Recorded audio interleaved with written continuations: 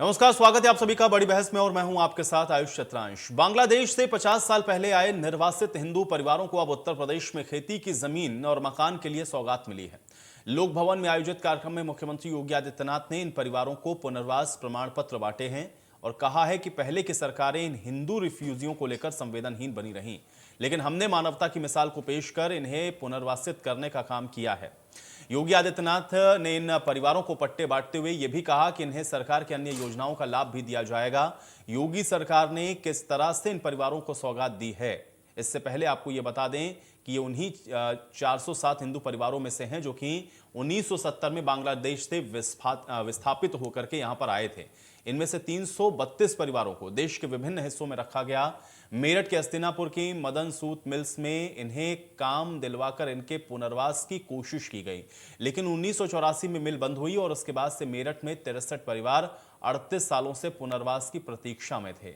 योगी ने कहा कि इन विस्थापित हिंदू परिवारों का दर्द पिछली सरकारों ने नहीं समझा।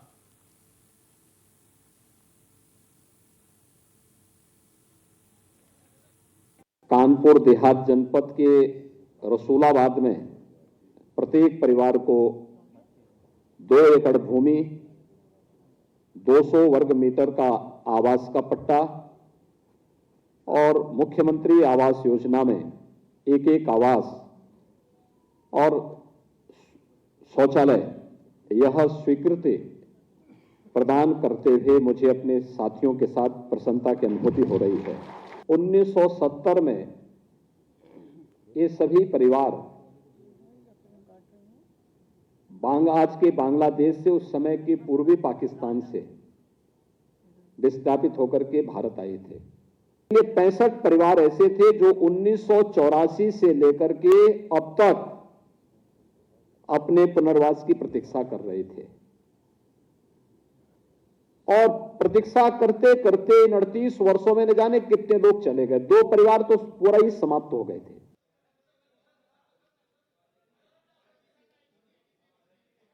पाकिस्तान से आए परिवारों को 2 एकड़ जमीन कृषि के लिए और इसके अलावा सहायता प्रदान की गई है, लेकिन 63 हिंदू परिवारों को जिस तरह से ये सहायता मिली है, जिनमें 38 साल का लंबा इंतजार लगा है, इसको किस प्रकार से देखा जाए, आज इसी पर चर्चा करते हैं। तीनों मेहमान मेरे साथ जुड़ चुके हैं, उनका परिचय आपके साथ करवाते हैं, फिर चर्चा की शुरुआत करेंगे। राघवेंद्र सिंह जी हमारे साथ जुड़ रहे हैं, प्रवक्ता हैं भारतीय जनता पार्टी के। राघवेंद्र सिंह जी, स्वागत है आपका इस चर्चा में। मनोज पोरवाल जी हमारे साथ जुड़ रहे हैं, नेता हैं समाजवादी पार्टी के। मनोज पोरवाल जी, आपका भी स्वागत। और प्रेम कुमार जी हमारे साथ जुड़े हुए हैं, वरिष्ठ पत्रकार हैं। प्रेम कुमार जी, आपका भी स्वागत है। राघवेंद्र जी, आपके ही साथ चर्चा की शुरुआत करते हैं। चूंकि 38 साल का इंतजार करना पड़ा 63 परिवारों को, लेकिन आज वर्षों का इंतजार खत्म हुआ और उनके लिए जो आप लोगों की तरफ से काम किया गया उसकी सराहना भी हम लोग देख रहे थे, उन लोगों ने खुद कैमरों के सामने की है। ये जो मुख्यमंत्री के द्वारा निर्णय लिया गया, इसको किस प्रकार से देखा जाए? आपका पहला रिएक्शन मैं इसके ऊपर ही चाहूंगा, राघवेंद्र जी। निश्चित रूप से जो ये हमारी सरकार ने जो इन योजनाओं का लाभ दिया है कुछ परिवारों को, ये बहुत पहले हो जाना चाहिए था। हमें लग रहा है 4 दशक बीत जाने के बाद किसी भी सरकार की उनके ऊपर नजर नहीं पड़ी। हमारी सरकार पंडित दीनदयाल उपाध्याय, अटल बिहारी वाजपेयी और माननीय कल्याण सिंह के आदर्शों पर चलती हुई अंत्योदय विषय को ध्यान में रखते हुए लगातार काम कर रही है। ये इसका एक और उदाहरण है।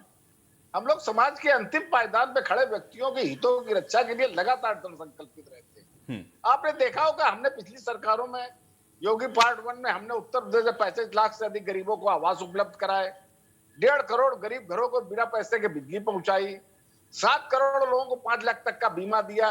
गरीब आदमी हॉस्पिटल जाएगा, सिर्फ एडमिट हो जाएगा, 5 लाख तक का खर्चा उत्तर प्रदेश सरकार देगी।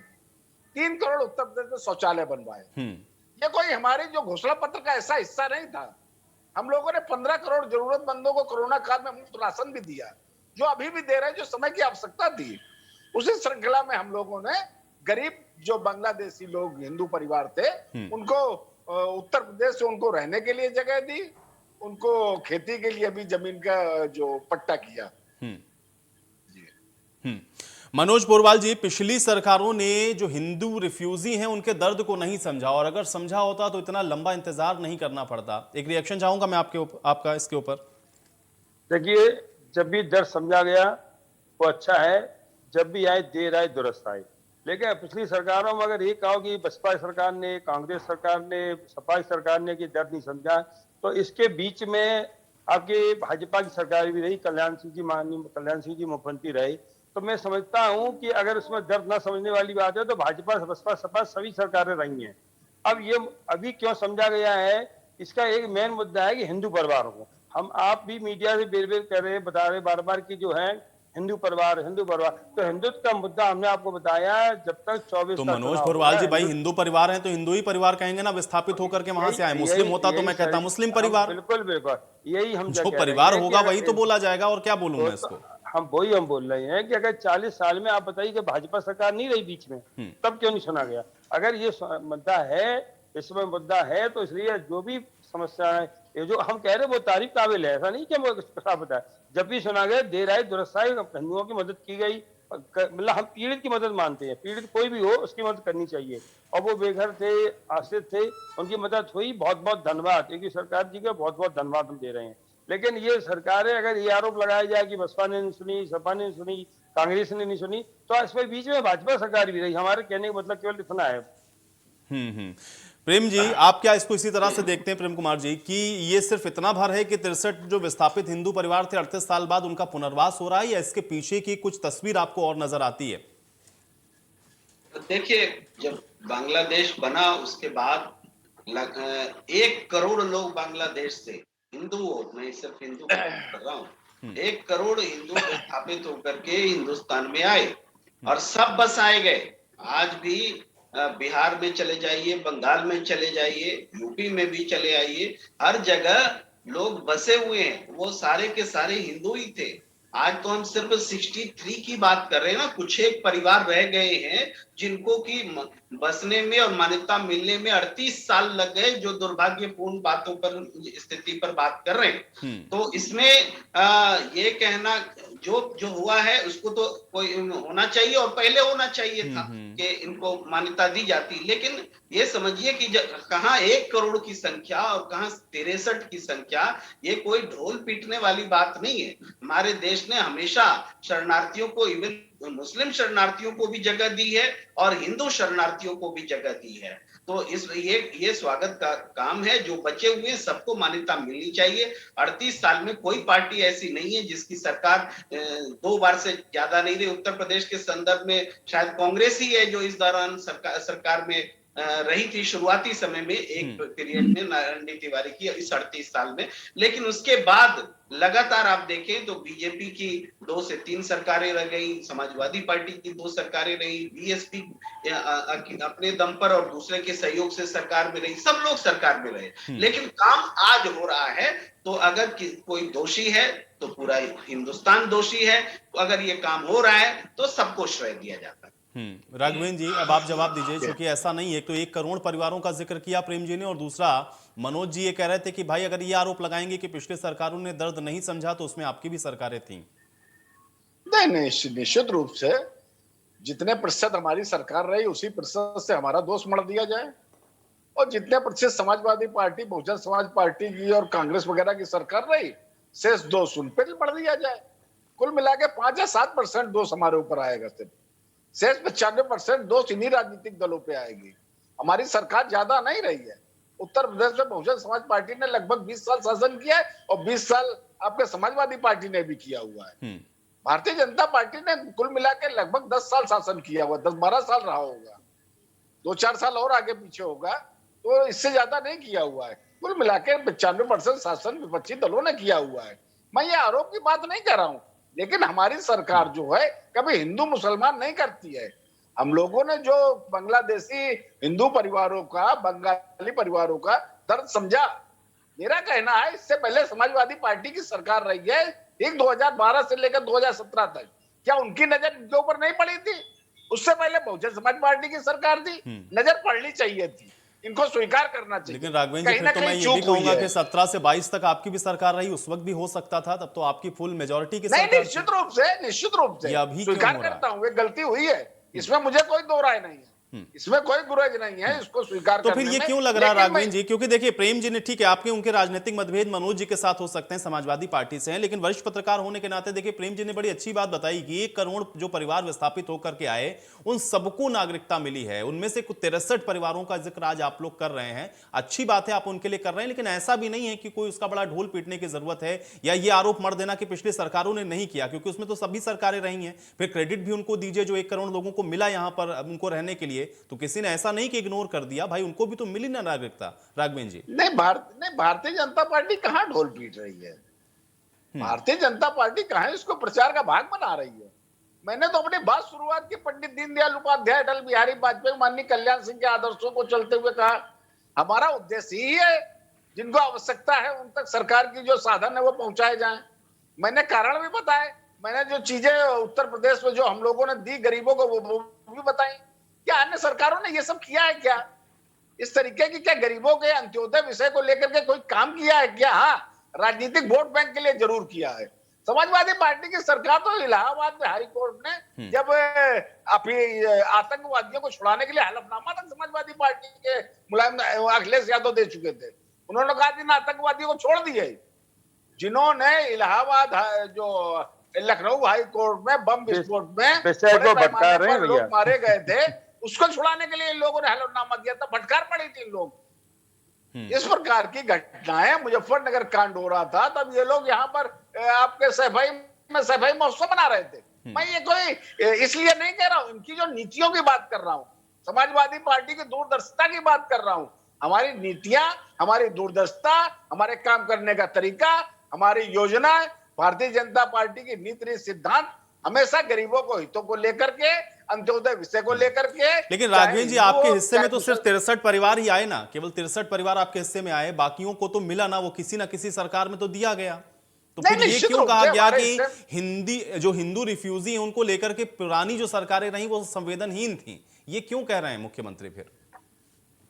नहीं भाई, देखिए हम ये कह रहे हैं भारतीय जनता पार्टी की जो सरकार है उन्होंने, भाई हम अपना पिछला कार्यकाल बता रहे हैं, केंद्र की योजनाएं पर मैं ध्यान नहीं दे रहा हूं, सिर्फ उत्तर प्रदेश का प्रवक्ता हूं, उत्तर प्रदेश के नाते मैं बता रहा हूं। मैंने जो अभी इतनी योजनाएं बताई गरीबों को हितों को लेकर के, कई योजनाएं इसके अलावा चल रही हैं। चलिए मनोज जी, इन 63 परिवारों पर भाई आप लोगों का नजर क्यों नहीं गई? ये मौका क्यों देते हैं भारतीय जनता पार्टी को? फिर आप कहते हैं कि देखिए ये इसका पॉलिटिकल माइलेज लेने की कोशिश कर रहे हैं या ये 80-20 करने लग जाते हैं, आप लोग फिर आरोप लगाते रह जाते हैं। कर देते आप लोग तो इनके लिए 63 परिवार भी नहीं बचते, क्यों नहीं किया? अब ऐसा नहीं है कि मनोज जी, बहुत सी चीजें बहुत कमियां रह जाती हैं। अभी इनकी 5 साल सरकार चली है, जो अभी लेटेस्ट रिपीट हुई है, इनके भी इसमें रह गई है। अगर ये चाहते 5 साल वाली पहले ही बना देते। लेकिन हम आपसे एक छोटी बात बता रहे हैं कि हमारी ईश्वर में आस्था है, आपकी भी आस्था ईश्वर में होगी, खुदा में होगी, ईश्वर में होगी, अल्लाह में होगी, जिसमें ही होगी। हमारा कहना ये है कि हमारी आस्था है तो हम आपके सामने बैठिए। लेकिन बहुत से लोग आस्था के संग व्यापारिक होते हैं, वो भगवान से आस्था रखते हैं, उनका व्यापार भी होता है। मतलब आप समझ रहे हैं, जो ब्राह्मण होते हैं, कर्मकांडी ब्राह्मण होते हैं, भागवत कथा पूजा करते हैं, उनको एक ड्रेस कोड भी होती है, तिलक भी होता है, बंधन भी होता है, क्योंकि उनको उससे व्यापार भी करना है। ऐसे ही हमारा कहने का मतलब ये है कि जो 63 परिवार को हाईलाइट कर रहे हैं, केवल इनको हिंदू वोट बैंक साधने के लिए ये सब हथकंडे अपनाए जाएंगे और 24 तक सब चलेगा। चाहे 63 रह जाए, हो सकता है अब 3 और बच जाए, वो भी कहीं से निकल आए। अब देखते जाइए, ये 24 तक केवल एक ही नारा रहेगा, हिंदू, और इसके बाद बाकी उत्तर प्रदेश में कोई है ही नहीं है, ये लग रहा मुझे। हमें अच्छी बात है, हमको कह रहे तो बधाई दे रहे हैं कि 63 है, अगर और 2-4 रहेंगे उनको भी जोड़ा जाए, लेकिन इतना हाईलाइट करने की क्या जरूरत है? जब 1 करोड़ लोग पहले बचाए जा सके हैं तब इतने हाईलाइट हुआ कोई भी नहीं। लेकिन मनोज जी फिर तो मैं ये कहूंगा ना, आपने हाईजैक करने का उनको मौका दिया, भाई क्यों दे देते हैं आप लोग हाईजैक करने का? इस तरीके का मौका भारतीय जनता पार्टी के लिए छोड़ते आप हैं, और वो उसको जब उस अपॉर्चुनिटी को ग्रैब कर लेते हैं तब आप कहते हैं कि देखिए साहब ये तो हिंदू मुस्लिम कर रहे हैं।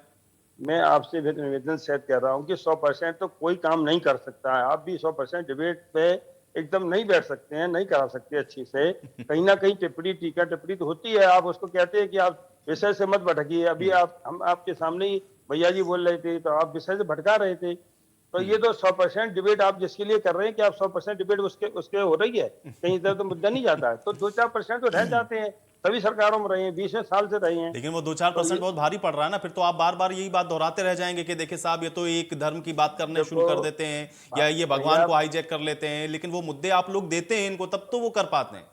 भैया जी, अगर भारी आपने उस कोई नहीं विषयों पर पड़ता, काम कर लिया होता तो मुझे भारी लगता है कोई कि नहीं आप पड़ता। लोगों को आज ये कहने की जरूरत ही नहीं पड़ती। मेरा सवाल ये केवल इतना है। प्रकृति का नियम है। 63 में से मैं कहता हूं कि अगर 20 परिवार भी दे दिए होते तो कम से कम बताती तो समाजवादी पार्टी कह रही भैया हमने भी 20 लोगों को पट्टे दिए थे, बिल्कुल सही बात लेकिन है, वो नहीं तमाम किया पट्टे ना। और फिर आप मुद्दा आप दे रहे हैं, फिर अधिक आप कह रहे हैं कि देखिए भाई ये लोग अब इस तरीके से इसका पॉलिटिकल माइलेज जो लेने की कोशिश कर रहे परिवर्तन हैं। आप कह रहे हैं, जो मुद्दे भटका रहे हैं, भटकाने वाला कुछ नहीं है। हम आपको बता रहे हैं कि जो भी 63 परिवार रह गए हैं, ये परिवार का जो मुद्दा दिया है, मुद्दा मिलता है, मुद्दा ढूंढते हैं ये लोग।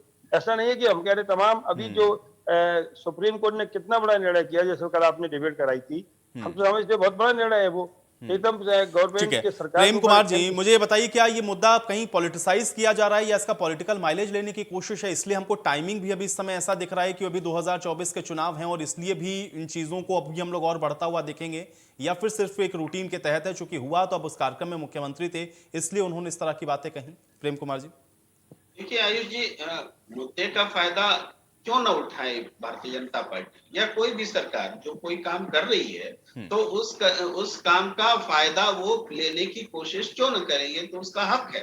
भारतीय जनता पार्टी का भी हक है कि उसने एक काम किया है तो वो उसको प्रचारित प्रसारित करे, वो कर रही है। ये निश्चित रूप से ये स्वाभाविक प्रक्रिया है, इसमें कोई ईर्ष्या वाली बात नहीं होनी चाहिए। जो नहीं कर पाई वो उनकी कमजोरी। फिर एक बात मैं बताऊंगा कि जैसे मैं पढ़ रहा था, टाइम्स ऑफ इंडिया की एक रिपोर्ट थी, पिछले साल की रिपोर्ट थी, और वो ये था कि 2020 और 2021 के बीच, मार्च 2020 और मार्च 2021 के बीच 1288 हिंदू परिवार, जो लोग कि पाकिस्तान से आए थे हिंदुस्तान और टूरिज्म वीजा और इधर उधर के वीजा से आए थे और 10 साल से यहीं रह गए थे, और इस उम्मीद में कि यहाँ हमें बसने को मौका मिलेगा और सहानुभूति भी थी हमारी उनके साथ में, इसके बावजूद 1288 परिवार को पाकिस्तान लौटना पड़ा। ये खबर जो है आज भी हमें ये चिंतित करती है कि जो पाकिस्तान में रह रहे हिंदू इस उम्मीद में यहाँ आए कि हिंदुस्तान में रहेंगे, 10 साल रह भी गए और आखिरकार 1288 परिवार लोग चले गए। तो ये ऐसी भी घटनाएं इसी देश में हो रही है और हम सबके रहते हुए हो रही हैं।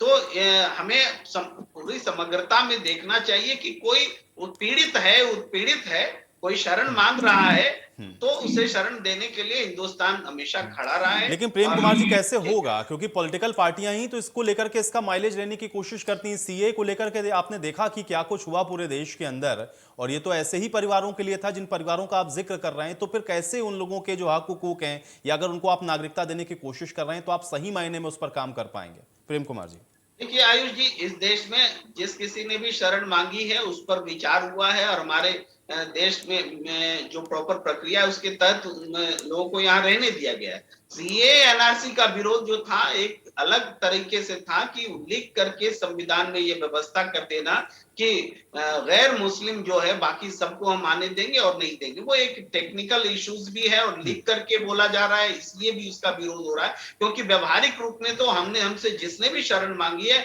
हिंदुस्तान ने शरण दिया है। राघवेंद्र जी, आप देखिए जो जिन परिवारों का जिक्र हुआ, चूंकि आप लोग कह रहे हैं कि आप लोग भाई हिंदू शरणार्थियों के लिए या उनके भले के लिए या उनको आप लोग यहाँ पर किस तरह से उनको सिटीजनशिप दे पाएं या उनको कैसे आप यहाँ पर सही तरीके से मेन स्ट्रीम में लाएं, उसके लिए काम कर रहे हैं। लेकिन भाई पाकिस्तान से जो आए अगर वो वापस चले जा रहे हों तो फिर आप लोगों की तो सरकार अभी केंद्र के अंदर भी 7 साल से है, यहाँ पर भी आप लोग रिपीट कर गए हैं, तो कुछ खामियां तो आप लोगों से भी हो रही हैं। नहीं, 2014 के बाद कोई भी ऐसा परिवार नहीं है जिसे भारतीय जनता पार्टी के केंद्र सरकार ने वापस भेजा हो। आपने एक विषय उठाया था कि हम लोग इसका राजनीतिक माइलेज लेना चाहते हैं। अगर इसका राजनीतिक फायदा लेना होता तो ये बांग्लादेशी जो हिंदू परिवार जो हैं जिनको हम लोगों ने पट्टे और रहने के लिए आवास उपलब्ध कराए हैं 6 महीने पहले कर दिया होता, निश्चित रूप से पॉलिटिकल माइलेज हमें मिला होता। हम लोगों ने इस प्रकार की भावना ही नहीं रहती है। हम लोग सबका साथ, सबका विकास, सबके विश्वास के नारे को लेकर के आए हैं और हम लोग राष्ट्र हित की बातें, प्रदेश हित की बातें, जनहित की बातें, गरीबों के हितों की बातों को लेकर के, चाहे कोई भी दल हो। देखिए राघवेंद्र जी, आपकी इस बात पे मनोज जी को हमेशा एतराज होता है। वो कहते हैं कि आप लोग 80-20 की बात करना शुरू कर देते हैं। कहाँ आप लोग पूरे सभी समाज की बात करते हैं? आप 80-20 की बात करते हैं। नहीं, 80-20 की बात हम वो करते हैं जो 20% जो राष्ट्र के साथ नहीं खड़े हुए हैं। 80-20% की उन लोगों की बात करते हैं राष्ट्र विरोधी गतिविधियों में लिप्त रहते हैं। 20% अराजक तत्वों की बातें करते हैं, किसी धर्म विशेष की बात नहीं करते हैं, मजहब विशेष की बात नहीं करते। हम लोगों ने जितने भी कार्यक्रम चलाए, जितनी भी योजनाएं चलाई, उसमें 20% से ज्यादा भागीदारी मुस्लिम परिवारों को रही है। क्या आवास उपलब्ध कराए, उसमें क्या मुस्लिम परिवारों की भागीदारी नहीं है? क्या हम लोगों ने निःशुल्क बीमा दिया, उसमें क्या मुस्लिम परिवारों की भागीदारी नहीं है? क्या उसमें हिंदू मुसलमान हम लोगों ने बिल्कुल नहीं किया। वास्तविकता यह है, भारतीय जनता पार्टी हिंदू मुसलमान करती ही नहीं है। अखिलेश यादव ने क्या कहा था? जिन्ना और सरदार पटेल की तुलना चुनाव के बीच में की थी। ये क्या राष्ट्रवाद का विषय है? ये क्या हिंदू मुसलमान नहीं है? भाई, जब ये मुख्तार अंसारी के लिए पश्चिमी उत्तर प्रदेश में मुख्तार अंसारी जेल में बंद थे, उनके लिए पक्का तालाब जेल के अंदर खुदवा दिया गया। उनको जो है जिंदा ताजी मछलियां मिल सके, इसलिए क्या हिंदू मुसलमान का विषय नहीं है क्या? अभी मैं पूछ रहा हूं, समाजवादी पार्टी के प्रवक्ता बैठे हुए हैं, एनआरसी, सीएए, बांग्लादेशी घुसपैठिए, 3 तलाक या धारा 370, इन विषय में जरा अपनी राय रख दे। इनकी पार्टी की क्या राय है? इनके हाथ पैर भूल जाएंगे। बस वास्तविकता यह है, भारतीय जनता पार्टी राष्ट्र हित के विषय को लेकर के, समाज हित के विषय को लेकर के हमेशा एक रहती है। इन विषयों में भारतीय जनता पार्टी ठीक है, मनोज जी से जवाब दीजिए। जरा पूछ लीजिए, सीएए 370 के विषय में इनकी क्या राय है, एनआरसी के विषय में क्या राय, जवाब नहीं दे सकते। ठीक है, मनोज जी जवाब दीजिए। जवाब हम देना है तो आपने ऐसे मान लिया कि हम जवाब नहीं दे सकते हैं। बताइए ना, आप नहीं, आप ही कह रहे हैं, आपने दोनों के प्रश्न भी कर दिया और ये बता दिया जवाब नहीं दे सकते। ऐसा कैसे महसूस कर रहे? 370 का स्वागत किसने नहीं किया? 370 वास्तव में आपने इतनी नहीं मदद की होगी। वहां से दिल्ली से शरणार्थी ब्राह्मण शरणार्थी दिल्ली रुके थे, आगे उनके हमारे क्षेत्र में आके हम लोगों ने उनको ट्रकों चावल और गेहूं इकट्ठा करके भेजा उस समय शरणार्थियों के लिए। जो वहां से लेडी जो छोटे छोटे बच्चे लेके आती थी हमारे क्षेत्र में, तो ट्रकों में इकट्ठा करके हम चावल उनको बेचते थे, गेहूं बेचते थे। ये कैसे कह दिया? मेरी बात सुनिए, आप मेरी बात सुनिए, 3 तलाक सही है या गलत है? बताइए। ऐसा है, मेरी नाम में जवाब दीजिए, सही है बात बताइए। आप तो हमारे प्रिंसिपल होते तो हम जवाब दे देते। हम अपने विचार रखेंगे तो आप मेरे चलिए, किसी और दिन हम लोग इन विषयों पर जरूर बैठेंगे। राघवेंद्र जी और मनोज जी, आप दोनों लोग आपस में एक दूसरे से सवाल जवाब कर लीजिएगा। आज मेरे पास समय नहीं। आप लोग का शुक्रिया, आप लोगों ने समय निकाला आज इस चर्चा का हिस्सा बने। हालांकि अब जिस तरह से हिंदू इन परिवारों को आज यहाँ पर पट्टे दिए गए हैं, उसका आगे आने वाले समय में इंपैक्ट क्या होगा, ये देखना बहुत महत्वपूर्ण होगा। आज बड़ी बहस में मेरे साथ फिलहाल इतना ही।